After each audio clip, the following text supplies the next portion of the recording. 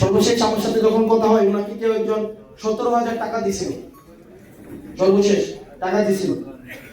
তো উনি এই টাকাটা উনি আমার ছেলের কোনো অনুষ্ঠান করি নাই, যে আকিকা দিতে হয়, আকিকাটা একটা মাদ্রাসায় দিয়ে দিছিলাম, কাউকে করতে পারি নাই। উনি আমাকে বললো, ওনার সাথে আমার খুব মানে খুবই হৃদ্যতাপূর্ণ সম্পর্ক, আমরা প্ল্যান পরিকল্পনা করে কাজ করতাম। উনি আমাকে বললো যে তোমার ছেলে আমাকে তো দাওয়াতও দিলা না, বাসায়ও নিলা না।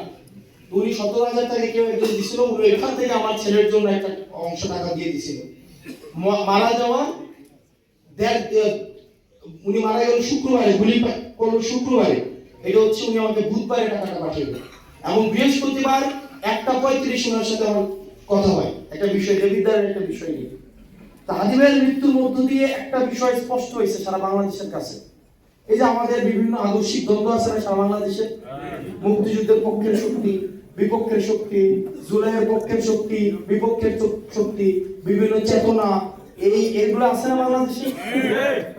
বাংলাদেশে একমাত্র একটাই আদর্শ, যে আদর্শটা সার্বজনীন এবং সবাই পছন্দ করে, একমাত্র একটাই আদর্শ, সেটা হচ্ছে সততা।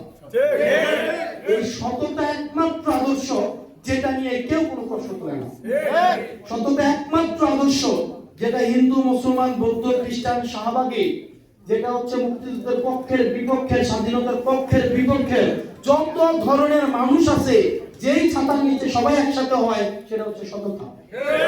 হাদি ভাই এই সততার আদর্শ